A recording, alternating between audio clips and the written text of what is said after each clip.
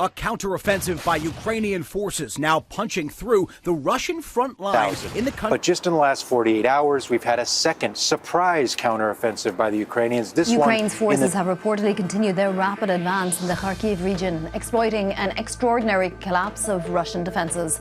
At 3:47 local time, a Ukrainian BGM-71 tow operator lying prone in a tree line outside Vovchansk watches his thermal sight bloom white. He has just put an American-made wire-guided missile through the forward observation slit of a Russian command bunker buried under 6 feet of reinforced concrete. The missile cost $58,000. The bunker took 14 weeks to build. The wire is still smoking in the grass behind him when his spotter whispers one word into the radio. Confirmed.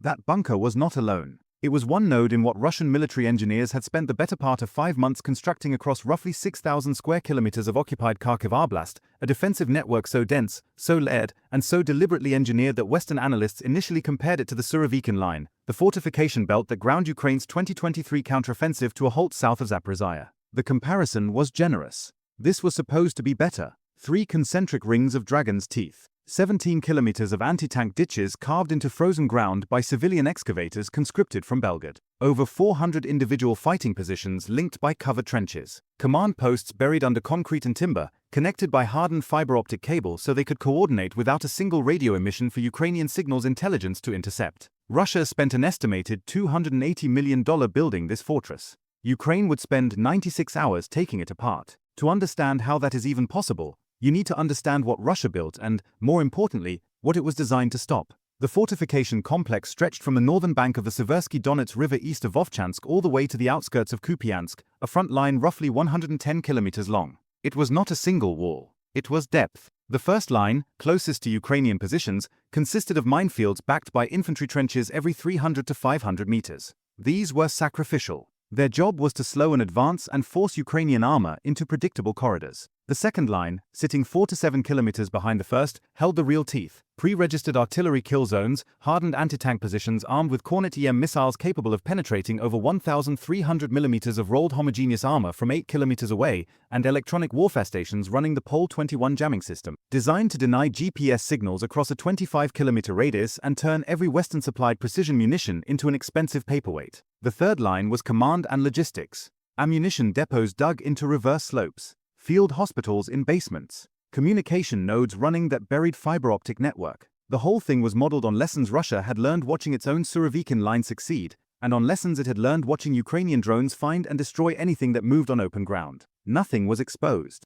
Nothing was above the surface that did not need to be. Russian engineers had studied 2 years of their own losses and built the one thing they believed Ukraine could not crack with drones alone. They were half right. 70 kilometers southwest of Vovchansk, inside a converted agricultural warehouse near Chuhuiv, 14 Ukrainian officers from the 92nd Mechanized Brigade's planning staff had been staring at the same satellite imagery for 3 weeks. They had commercial synthetic aperture radar images purchased from a Finnish company, updated every 36 hours, showing every new trench segment and fighting position as it appeared. They had signals intelligence from a jointly operated NATO listening post that had mapped the Pole 21 jamming coverage to within 200 meters of its actual boundary. They had over 11,000 individual geolocated target points compiled from drone reconnaissance flights, intercepted communications, and reports from partisan networks still operating inside occupied territory. What they did not have was enough artillery ammunition to fight through 3 defensive lines the way doctrine said they should. Ukraine's Western allies had delivered 155mm shells throughout the winter, but the math was brutal. A conventional breach of a fortified line of this depth would require an estimated 40,000 to 60,000 rounds expended over 7 to 10 days just for suppression and preparation fires. Ukraine's entire monthly allocation from all Western sources combined was roughly 90,000 rounds, shared across a 1,200-kilometer front. Committing half the country's ammunition supply to a single sector for over a week was not an option. It would leave every other front line naked. So the 92 ND's planners did not plan a conventional breach. They planned something Russia's fortress was never designed to survive. The plan was called Operation Seversky Vita, Northern Wind, and it rested on a single insight. Russia's fortress was optimized against 2 threats: massed armor pushing through minefields and GPS-guided precision munitions falling from the sky. It had dragon's teeth for the first and jamming for the second. What it did not have was a counter for 4,000 first-person view drones launched simultaneously across a 40-kilometer front in a single 90-minute window. Each of those drones cost between $400 and $2,500, depending on the variant. The entire first wave represented less than $5 million in hardware. That is roughly what Russia spent on the fiber optic cable alone. At 0300 local time on the first day, The operation opened not with artillery but with silence. 8 teams of Ukrainian electronic warfare specialists activated truck-mounted systems along a 50-kilometer stretch of the contact line. These were not jammers. They were spoofers, broadcasting false GPS coordinates and decoy radio traffic designed to make Russian EW operators believe a Ukrainian assault was forming 20 kilometers south of the actual breach point, near the town of Dvorikna. The signals were carefully calibrated to mimic the electromagnetic signature of a Ukrainian brigade-level formation moving into attack positions, complete with logistics radio chatter, vehicle-mounted GPS units, and even simulated counter-battery radar emissions. 35 kilometers to the north, the real assault began at exactly 0340. What Russian forward observers in the first trench line saw first was nothing. Their thermal optics picked up no vehicles, no infantry formations, no muzzle flashes. What they heard was a sound like fabric tearing, hundreds of small electric motors spinning up simultaneously across the darkness. Then the feeds started dying. The first wave was 1,200 FPV drones launched from concealed positions just 3 to 5 kilometers behind Ukrainian lines. They came in at treetop height, between 10 and 30 meters above the ground, below the effective scan angle of most Russian radar systems. Each carried a modified RPG-7 warhead weighing roughly 2.5 kilograms, enough to destroy a fighting position, disable a vehicle, or kill everyone inside a bunker if it flew through the firing slit. The operators sat in basements and dugouts, wearing goggles, flying by video feed through headsets. No GPS required, no signal to jam, just a human eye, a thumb on a stick, and a 105-mile-per-hour drone with a shaped charge on its nose. The first 300 drones hit the forward observation posts and trench junctions mapped during 3 weeks of surveillance. In 11 minutes, the 92 ND's drone operators destroyed or disabled 87 fighting positions across a 12-kilometer section of the first defensive line. Survivors reported later that there was no pause between impacts. One position would detonate, and before the smoke cleared, the next one down the trench line was already gone. Russian infantry who tried to fall back through communication trenches found the trench junctions already collapsed. The drones were not hitting positions at random. They were following a target list, and the list was sequenced to seal the exits first. What the Russian garrison commander in this sector did not know was that the FPV swarm was not the assault. It was the door opener. At 0355, 15 minutes after the first drone wave launched, Ukrainian 155mm artillery opened from 4 positions simultaneously. They were not firing a preparation barrage. They were firing precision-guided Excalibur rounds, each one costing roughly $68,000, aimed at exactly 6 targets. The Pole 21 jamming stations that covered the second defensive line. NATO Signals Intelligence had located these stations to within a 15-meter grid square. The Excalibur rounds, guided by GPS,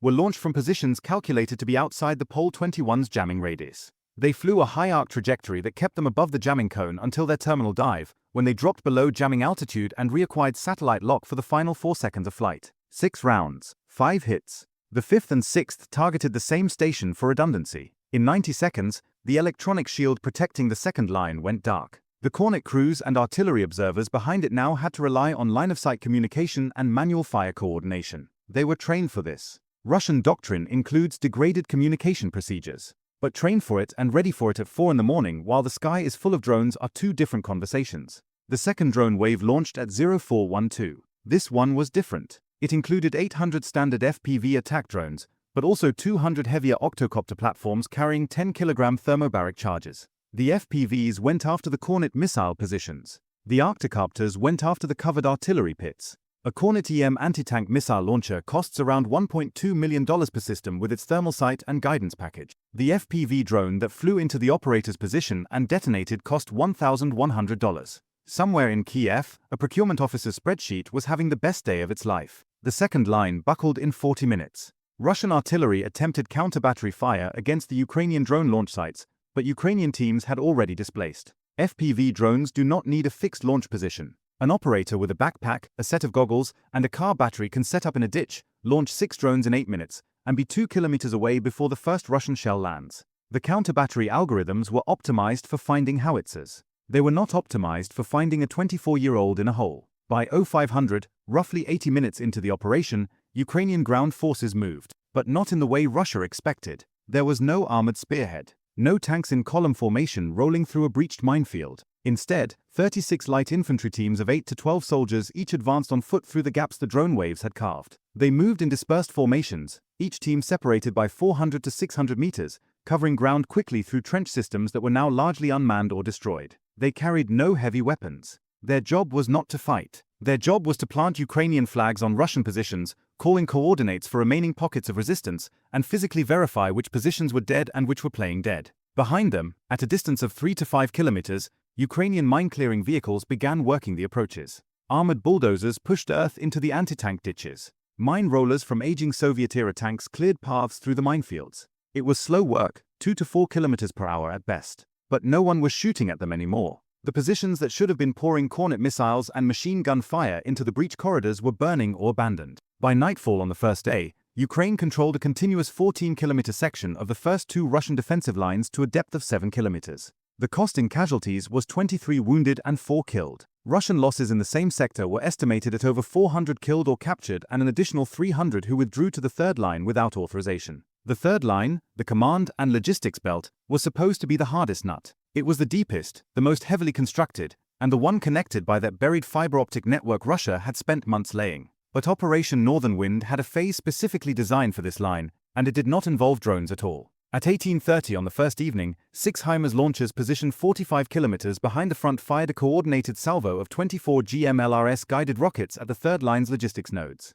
Each GMLRS rocket carries a 200-pound warhead and hits within 2 meters of its aim point from 70 kilometers away. They cost roughly $168,000 each. The 6 primary ammunition depots behind the third line had been located through 4 months of pattern-of-life analysis, tracking the same supply trucks making the same runs to the same locations on roughly the same schedule. 12 rockets hit ammunition storage sites. The secondary explosions lasted over 3 hours. Satellite imagery captured that night showed 2 blast craters large enough to park a commercial airliner inside. The remaining 12 rockets hit the fiber optic communication nodes. With the Pole 21 stations already destroyed, Russian forces on the third line had fallen back to the fiber network as their primary coordination tool. The HIMARS strikes severed it in 6 locations simultaneously. What remained was a garrison spread across 30 kilometers of defensive works with no centralized communication, no forward ammunition supply, and no electronic warfare coverage. On the second morning, the drones came again. Another 1,500 FPVs. This time, they barely had to search.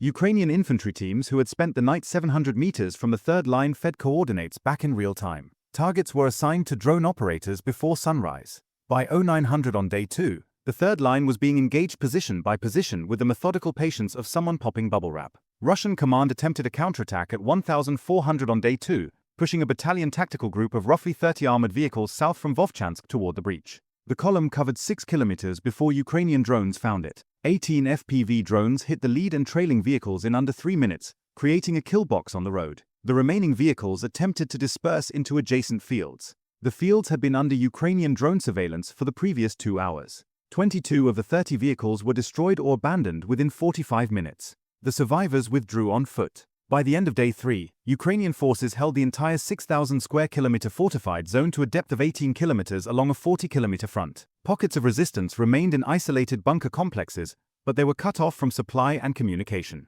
Most surrendered within the following 24 hours when it became clear no relief force was coming. On day 4, 96 hours after the first TOW missile hit that observation bunker outside Vovchansk, a Ukrainian officer from the 92nd Mechanized Brigade walked through the main command post of the Russian sector headquarters. The fiber optic cables were still neatly bundled along the walls. The maps were still pinned to the boards. The coffee in one mug was moldy, but the mug was still sitting next to a keyboard. The garrison had left in a hurry. The officer noted in his after-action report that the construction quality of the bunker was genuinely impressive. He estimated it had cost the Russian Ministry of Defense roughly $3 million to build and equip. The drone that flew through its ventilation shaft and detonated inside had cost $900. Russia built a fortress designed to stop the last war. Concrete stops tanks, jamming stops GPS, depth stops breakthroughs. Every lesson was correct. Every countermeasure was sound against the threat it was designed for. The problem was that 4,000 drones flown by operators in basements were not the threat anyone had designed for. The fortress did not fall because it was poorly built. It fell because $280 million worth of steel, concrete, and engineering ran into $5 million worth of commercial electronics in spite,